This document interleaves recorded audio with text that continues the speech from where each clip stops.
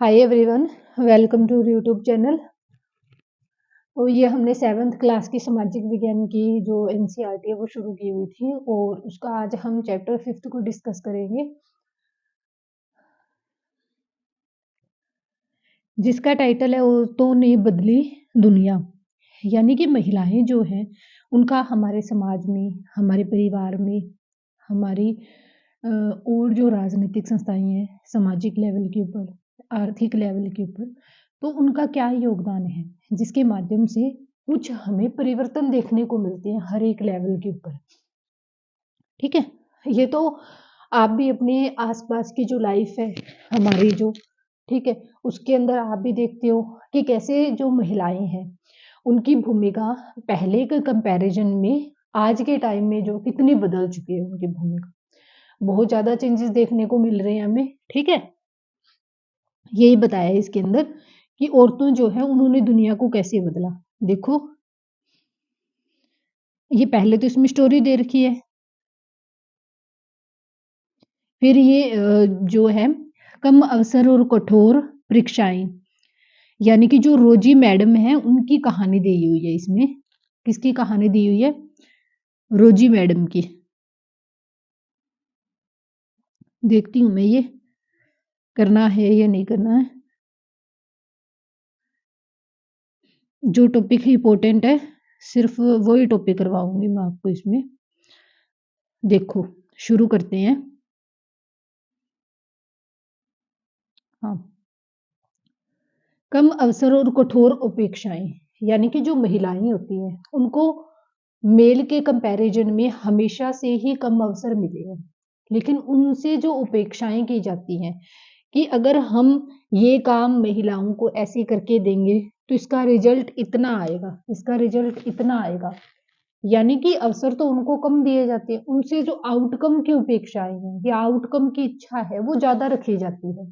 ठीक है, आप चीज तो कम दे रहे हो और उस चीज में ज्यादा लेने की इच्छा रख रहे हो। इस नजर से जो महिलाएं हैं उनको देखा जाता था टाइम में। रोजी मैडम जो है उसकी कहानी है ये।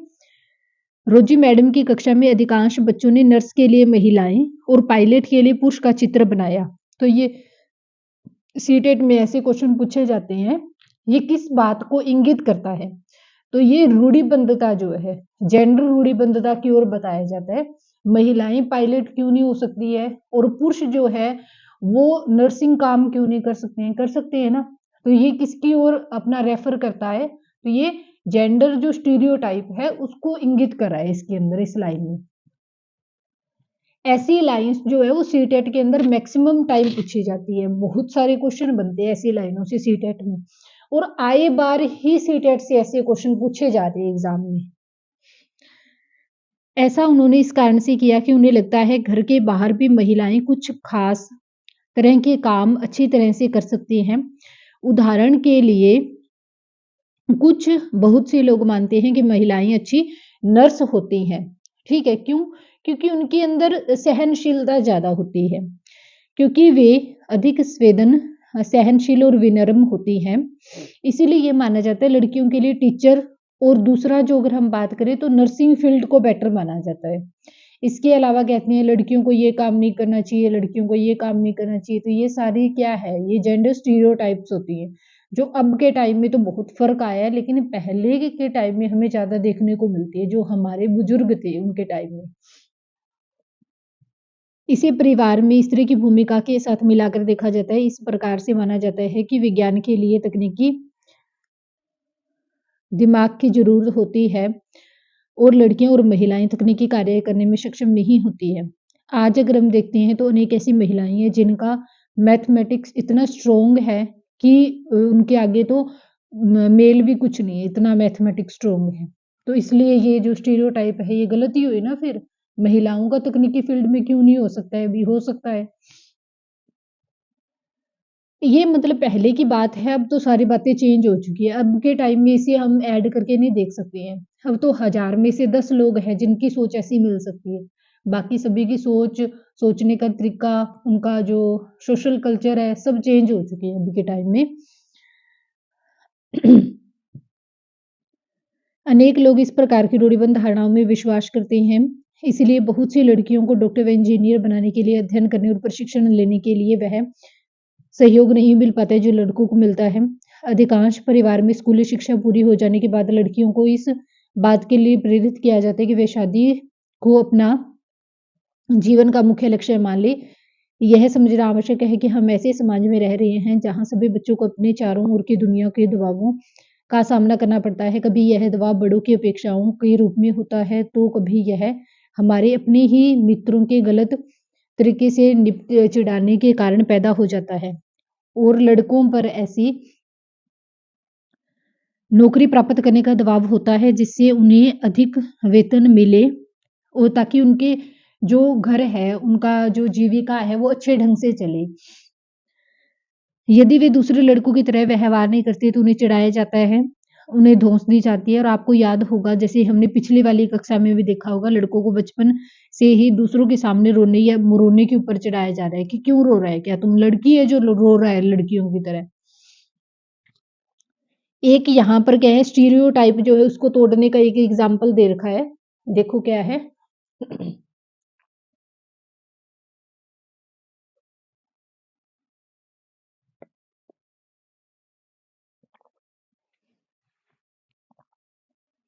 रेल का इंजन आदमी चलाते हैं पर झारखंड में एक गरीब आदिवासी परिवार की 27 वर्षीय महिला लक्ष्मी लाकरा ने इस धारा का रुख बदल दिया। उत्तरी रेलवे की वह पहली महिला इंजन चालक है। लक्ष्मी के माता पिता पढ़े लिखे नहीं हैं पर उन्होंने अपने बच्चों को पढ़ाने के लिए बहुत संघर्ष किया। लक्ष्मी की शिक्षा एक सरकारी स्कूल में हुई थी। स्कूल में पढ़ाने के साथ साथ में लक्ष्मी घर के कामों में भी अन्य जिम्मेदारियों के साथ में हाथ बटाती थी। उसने मन लगाकर और मेहनत से पढ़ाई की और स्कूल पूरा करके इलेक्ट्रॉनिक्स में डिप्लोमा अर्जित किया। फिर वह रेलवे बोर्ड की परीक्षा में बैठी और पहली ही कोशिश में उत्तीर्ण कर लिया। लक्ष्मी कहती है कि मुझे चुनौतियों से खेलना पसंद है और जैसे ही कोई यह कहता है कि फंसा काम लड़कियों के लिए नहीं है, मैं उसे करने पर तैयार रहती हूँ।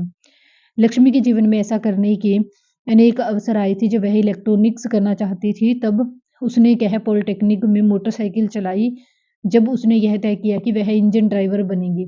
उसका दृष्टिकोण सीधा साधा है। जब तक मुझे मजा आ रहा है और मैं किसी को नुकसान नहीं पहुंचा रही और मैं अच्छे से कर पा रही हूँ और अपने माता पिता की मदद कर पा रही हूँ तो मैं अपने तरीके से क्यों न जीऊं। यानी कि वो कह रही है कि उसे ये जैसे ड्राइविंग करना है तो उसमें इंटरेस्ट था उसका। और एक जब कोई भी व्यक्ति ये कहता है कि ये तो लड़की है, ये क्या कर लेगी, ये क्या उखाड़ लेगी, तो उसे वही काम करने होते थे जो लोग कहते थे कि ये तो लड़की है, ये नहीं कर सकती है। तो ये कहती है लक्ष्मी कि मुझे वही काम करने में ज़्यादा इंटरेस्ट है और वो मैं काम करूँगी। क्यों? क्योंकि मैं उस काम को करने के लिए कैपेबल हूँ, योग्यता है उसके पास में। ये ऐसी क्या है रूढ़िबद्ध धारणाओं को तोड़ने वाली कहानियाँ होती हैं। अभी ये कह रहा है इसके अंदर कि परिवर्तन के लिए सीखना यानी कि हम अपने आप को जो आने वाले नए-नए परिवर्तन होते हैं उनके लिए कैसे तैयार करते हैं। स्कूल जाना आपके जीवन का एक बहुत महत्वपूर्ण हिस्सा है। जैसे-जैसे स्कूल में हर साल अधिकाधिक संख्या में बच्चे प्रवेश ले रहे हैं।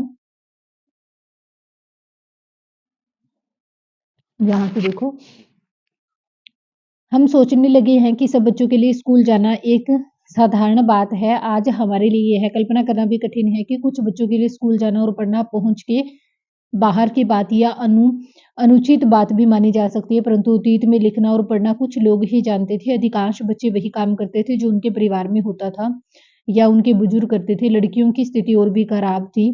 उन समाजों में जहाँ लड़कों को पढ़ना लिखना से सिखाया जाता था, लड़कियों को अक्षर तक सीखने की अनुमति नहीं थी।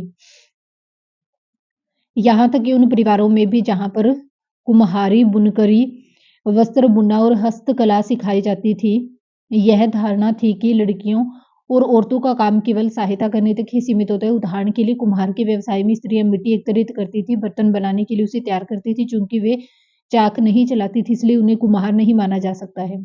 19वीं शताब्दी में शिक्षा के बारे में कई नए विचारों ने जन्म लिया। विद्यालय अधिक प्रचलन में आ गए और वे समाज जिन्होंने स्वयं कभी पढ़ना लिखना नहीं सीखा था उसके अपने बच्चों को स्कूल भेजने लगे तब भी लड़कियों की शिक्षा को लेकर बहुत विद्रोह हुआ।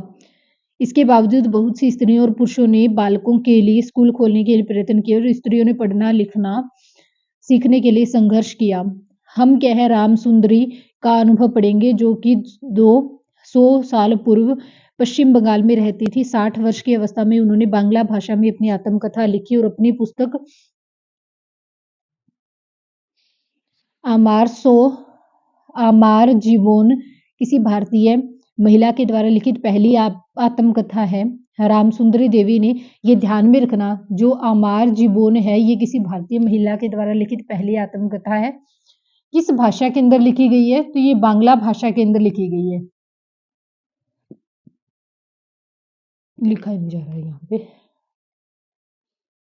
किस भाषा के अंदर लिखी गई है, बांग्ला भाषा के अंदर लिखी गई है। इसको सीटेट में ऐसे ही क्वेश्चन पूछे जाते हैं कथन और कारण के अंदर, और कथन व कारण वाले क्वेश्चन में कई बार कॉन्सेप्चुअल क्वेश्चन पूछे जाते हैं। अगर उनका आपको आंसर पता है 100% तो आप सही कर सकते हो, वरना वो आपका गलत होने की संभावना ही होती है वैसे क्वेश्चन की। तो ऐसे क्वेश्चन से भी कई बार पूछे जाते हैं ये। राम सुंदरी एक धनवान जमींदार परिवार की गृहिणी थी। उस समय लोगों का विश्वास था कि यदि लड़की पढ़ती लिखती है तो वह पति के लिए दुर्भाग्य लाती है और विधवा हो जाती है। इसके बावजूद भी उन्होंने अपनी शादी के बहुत समय बाद में सवेरे ही छुप छुप कर पढ़ना लिखना सीखा। मैं अत्यंत सवेरे ही ये क्या बताती अपनी कहानी में कि मैं अत्यंत सवेरे ही काम करना शुरू कर देती थी और उधर आधी रात हो जाने के बाद भी काम में लगी रहती थी, बीच में भी विश्राम नहीं होता था। उस समय मैं केवल 14 वर्ष की थी और मेरे मन में एक ये ध्यान रखाना ये कब की कहानी बता रही है जो वो 14 वर्ष की थी। एक अभिलाषा पनपने लगी मैं पढ़ना सीखूंगी और एक धार्मिक पांडुलिपि लिखूंगी। मैं अभागी थी, उन दिनों स्त्रियों को नहीं पढ़ाया जाता था। मैं अभागी थी, ठीक है। बाद में मैं सवे ही अपने विचारों का विरोध करने लगी। मुझे क्या हो गया है, स्त्रियां पढ़ती नहीं हैं, फिर मैं कैसे पढ़ूंगी। फिर मुझे एक स्वप्न आया, मैं चैतन्य भागवत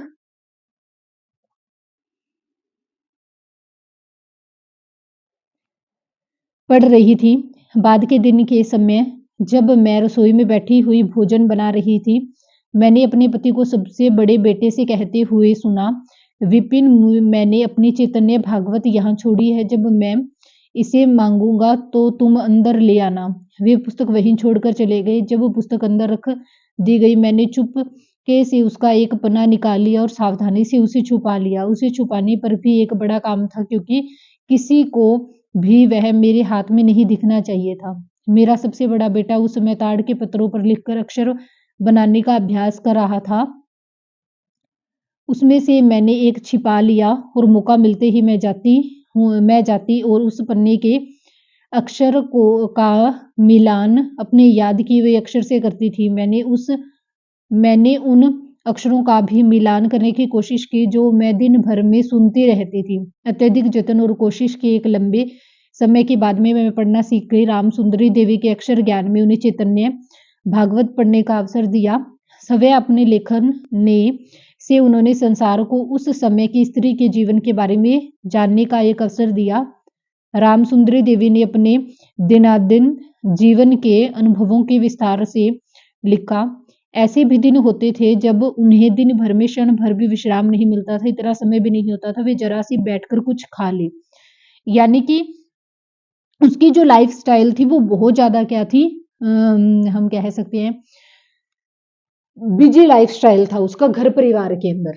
एक यहाँ पर देखो एक दिया हुआ है ये लास्ट में रामाबाई के बारे में।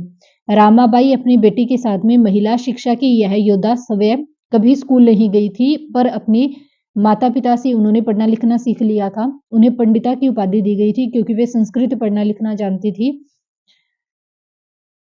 जो उस समय की औरतों के लिए बहुत बड़ी उपलब्धि थी। औरतों को तब यह ज्ञान अर्जित करने की अनुमति नहीं थी। उन्होंने 1898 में पुणे के पास खेड़वाला गांव में एक मिशन स्थापित किया था जहां विधवा स्त्रियों और गरीब औरतों को पढ़ने लिखने और स्वतंत्र होने की शिक्षा दी जाती थी। उन्हें लकड़ी से चीजें बनाने, छापा खाना चलाने जैसी कुशलताएं भी सिखाई जाती थी ताकि वो कुछ न कुछ पैसे कमाकर अपना जीवन यापन कर सके, इतनी वो सक्षम हो सके महिलाएं। इसका मुख्य उद्देश्य ये था। ऊपर दिए गए हाथ की तरफ छपी तस्वीर में उनका छापाखाना ही दिखाया गया है। जैसे इधर वाली फोटो है, रामाबाई का मिशन आज भी सक्रिय है, यानी कि आज भी ये काम जो है इसके अंदर हो रहा है। एक यहाँ पे देखो आप,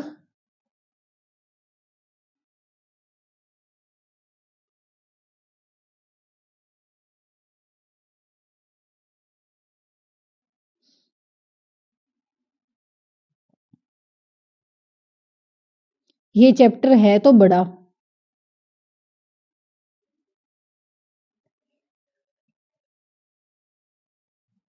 चलो पूरा ही कर लेते हैं। इसमें ये कहानी दे रखी है, ये कई बार सीटेट के एग्जाम में पूछी गई है, इंपॉर्टेंट कहानी है, इसको ध्यान से देख लेना। रुकैया शेखावत हुसैन और लेडीलैंड का उनका सपना, यानी कि वो एक ऐसी जगह का सपना लेती है जहां में सिर्फ उन्हीं का महिलाओं का राज है। ये कहानी बताई गई है इसमें। रुकैया शेखावत हुसैन एक धनी परिवार में पैदा हुई थी। उसके पास में बहुत जुद्दीन थी। यद्यपि उन्हें उर्दू पढ़ना और लिखना आता था, परंतु उन्हें बांग्ला और अंग्रेजी सीखने से रोका गया था। उस समय अंग्रेजी को ऐसी भाषा के रूप में देखा जाता था जो लड़कियों के सामने नए विचार रखती है, जिन्हें लोग लड़कियों के लिए ठीक नहीं मानते थे। इसलिए अंग्रेजी अधिकतर लड़कों को ही पढ़ाई जाती थी। रुकैया ने अपने बड़े भाई और बहन के सहयोग से बांग्ला और अंग्रेजी पढ़ना लिखना सीखा था। आगे जाकर वे एक लेखिका बनी। 1905 में जब वे केवल 25 वर्ष की थी, अंग्रेजी भाषा के कौशल का अभ्यास करने के लिए उन्होंने एक उल्लेखनीय कहानी लिखी, जिसका शीर्षक क्या है, सुल्ताना का सपना। ये ध्यान से देख लेना। 1905 के अंदर वो 25 वर्ष की थी और सुल्ताना का स्वप्न नामक वो कहानी लिख रही है, जिसमें वो अपने आप को लेडीलैंड बता रही है। लेडीलैंड नामक स्थान है ये। कहानी में सुल्ताना नामक एक स्त्री की कल्पना की गई है जो लेडीलैंड नाम की एक जगह पहुंचती है। लेडीलैंड एक ऐसा स्थान है जहां पर स्त्रियों को पढ़ने, काम करने और आविष्कार करने की स्वतंत्रता है। इस कहानी में महिलाएं बादलों में होने वाली वर्षा को रोकने के उपाय खोजती है और हवाई जहाज स्त्रियों की बौद्धिक शक्ति से हरा दिया जाता है और पुरुष एक अलग थलग स्थान पर भेज दिए जाते हैं। सुल्ताना लेडीलैंड में अपनी बहन सराहा के साथ यात्रा करने पर जाती है। तभी उसकी आंख खुल जाती है और उसे पता चलता है कि वह केवल स्वप्न देख रही है। जैसा कि आपने देखा, रुकैया शेखावत हुसैन उन स्त्रियों के हवाई जहाज और कार चलाने का स्वप्न देख रही है जब लड़कियों को स्कूल जाने की अनुमति नहीं थी। इस तरह से शिक्षा ने रुकैया का जीवन बदल दिया था। रुकैया केवल स्वयं शिक्षित होकर संतुष्ट नहीं थी, उसने शिक्षा ने उन्हें स्वप्न देखने और लिखने की शक्ति नहीं दी, वरन उसने भी क्या है, अधिक करने की शक्ति दी। 1910 में उन्होंने कलकत्ता में लड़कियों के लिए एक स्कूल खोला। कहाँ पर खोला था? कलकत्ता के अंदर एक स्कूल खोला था उन्होंने, क्योंकि रुकैया शेखावत हुसैन जो है उनका मानना था कि अगर मैं अकेली शिक्षित हूँ तो ये मेरे लिए काफी नहीं है। मेरा मानना है कि समाज में हर महिला शिक्षित होनी चाहिए ताकि वो खुद अपने पैरों पे खड़ी हो सके। देखो यहाँ पे एक राम सुंदरी जो भी हम कहानी पढ़ रहे थे उसके बारे में बता रखा है कि कैसे जो राम सुंदरी थी उसको पढ़ने से रोका जा रहा था। तो ये क्या है? ये एक जेंडर रूढ़िवादिता भी है, ठीक है, जेंडर स्टीरियोटाइप, और साथ ही साथ इसमें हमें असमानता का भाव भी देखने को मिलता है। दोनों चीजें हैं। वर्तमान समय में शिक्षा और विद्यालय क्या है? आज के युग में लड़के और लड़कियां विशाल संख्या में विद्यालय जा रही हैं, लेकिन फिर भी हम देखते हैं कि लड़के और लड़कियों को शिक्षा में अंतर है। भारत में हर 10 वर्ष में जनगणना होती है, जिसमें पूरे देश की जनसंख्या की गणना की जाती है। इससे भारत में रहने वालों के जीवन के बारे में विस्तृत जानकारी एकत्रित की जाती है, जैसे कि उसकी आयु, पढ़ाई, उसके द्वारा किए जाने वाले काम। इस जानकारी का इस्तेमाल हम अनेक बातों के आकलन के लिए करते हैं, जैसे शिक्षित लोगों की संख्या, स्त्री पुरुष का अनुपात कितने। 1961 की जनगणना के अनुसार जब लड़के और लड़कियों का 40% शिक्षित है, तो इसका मतलब क्या है? इसका मतलब है कि जो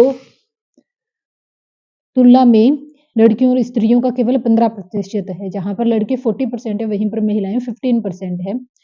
2001 की जनगणना के अनुसार लड़के और पुरुषों की यह संख्या बढ़कर 76% हो गई थी। शिक्षित लड़कियों और स्त्रियों की संख्या 54% है। इसका आशय यह हुआ कि पुरुष और स्त्रियों दोनों के बीच में ऐसे लोगों का अनुपात बढ़ गया है जो पढ़े लिख सकते हैं, जिन्हें कुछ हद तक शिक्षा मिल चुकी है। लेकिन जैसा कि आप देख सकते हैं, अब भी स्त्रियों की तुलना में पुरुषों का प्रतिशत अधिक है। इसके बीच का अंतर अभी समाप्त नहीं हुआ है। नीचे दी गई तालिका के अंदर आप देख सकते हैं लड़के और लड़कियों को प्रतिशत दिखाया गया है जो कि बीच के विद्यालयों में छोड़ दिया। कुछ तो जो बच्चे ऐसी लड़कियां होती है जो अपनी पढ़ाई बीच में छोड़ दी जाती है, पूरी नहीं कर पाती हैं वो। शासकीय शब्दावली में दलितों के लिए अनुसूचित जाति और आदिवासियों के लिए अनुसूचित जनजाति शब्दावली का प्रयोग किया जाता है। संभवत आपने ऊपर दी गई तालिका के बारे में देखा होगा। तो ये इसमें ये बताया गया कि कुछ तो ऐसे बच्चे लड़कियां होती है जो अपनी पढ़ाई पूरी नहीं कर पाती हैं, इसलिए भी उनका क्या है, शिक्षा का प्रतिशत कम हो रहा है। इसके बाद में देखो, सब लड़कियों की श्रेणी की तुलना में अनुसूचित जाति और जनजाति की लड़कियों की स्कूल छोड़ने की दर अधिक है। इसका अर्थ यह हुआ कि दलित व आदिवासी पृष्ठभूमि की लड़कियों के स्कूल में रहने की संभावना कम रहती है। 2001 की जनगणना से हमें यह पता चलता है कि दलित और आदिवासी लड़कियों की अपेक्षा मुस्लिम लड़कियों की प्राथमिक शिक्षा पूरी करने की संभावना और भी कम है। यानी कि मुस्लिम जो लड़कियां हैं उनके शिक्षा का स्तर सबसे कम है। मुस्लिम लड़कियां स्कूल में लगभग 3 वर्ष रहती हैं, जबकि अन्य समुदाय की लड़कियां 4 वर्ष तक का समय बिता पा रही हैं। यानी कि सबसे ज्यादा जो शिक्षा में पिछड़ी हुई है वो मुस्लिम लड़कियों को बताया जा रहा है इसमें। दलित, आदिवासी और मुस्लिम वर्ग के बच्चों की स्कूल छोड़ देने के अनेक कारण हैं। देश के अनेक भागों में, विशेषकर ग्रामीण और ग्रामीण गरीब क्षेत्रों में नियमित रूप से पढ़ाने के लिए न तो उचित स्कूल है और न ही शिक्षक है।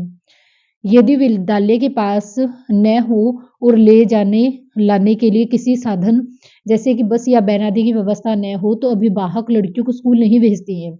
ये सबसे बड़ा कारण है लड़कियों का स्कूल में जाने में कमी होने का या ड्रॉप आउट की समस्या का, क्योंकि कई बार स्कूल जो होते हैं वो दूर होते हैं, लड़कियां अकेले नहीं जा सकती हैं। अगर घर में उनको लाने ले जाने वाला कोई नहीं है तो वो अपना टाइम वेस्ट भी नहीं करना चाहती हैं इसके अंदर, इसलिए लड़कियों को वो स्कूल से हटा लेते हैं। ये एक बड़ा कारण है।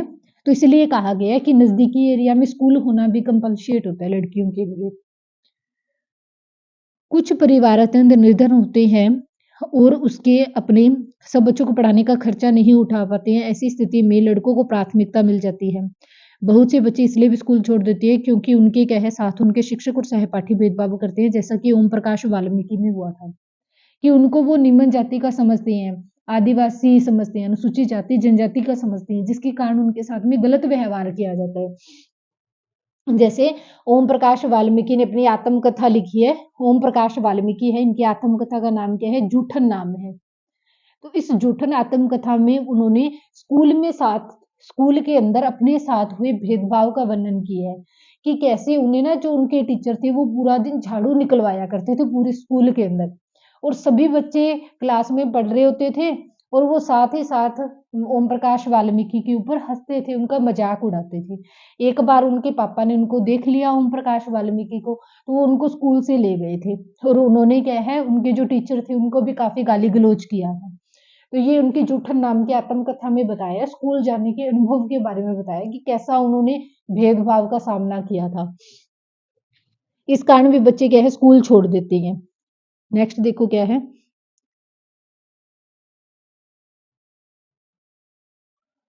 महिला आंदोलन क्या है।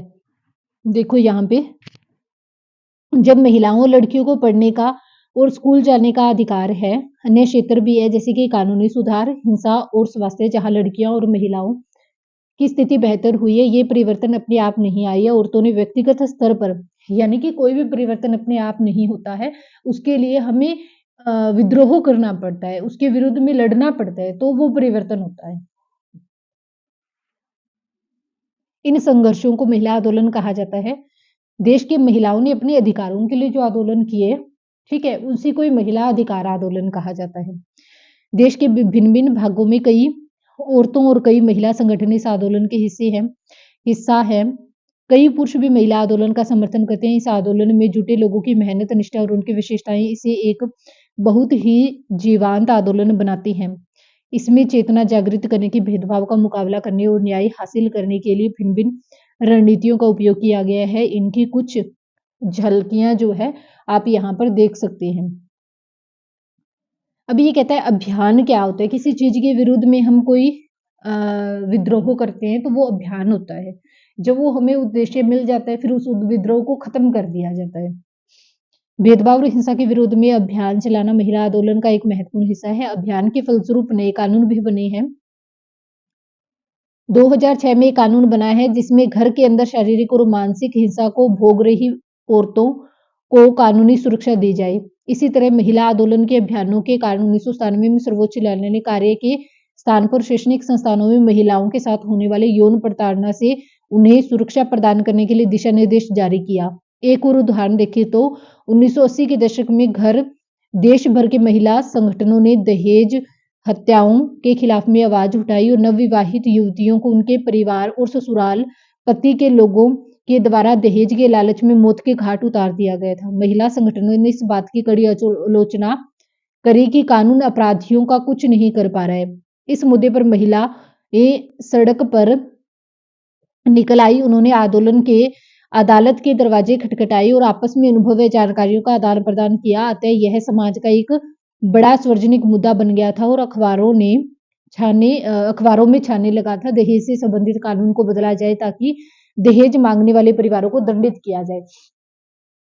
आए दिन ये कहानियां आती हैं अखबार के अंदर कि आज दहेज के लिए उस लड़की को मारा, उसको जला दिया, ऐसे कर दिया। तो इसलिए महिलाओं ने उनके विरुद्ध में ये आंदोलन किया था। ठीक है, क्या होता है जब हमें हमारे अधिकार नहीं मिलते हैं और हमें हमारे अधिकार लेने पड़ते हैं, तो हमें अधिकार लेने के लिए क्या करना पड़ता है? हमें आंदोलन करना पड़ता है, उसका विद्रोह करना पड़ता है, फिर वो अधिकार हमें मिलते हैं। जागरूकता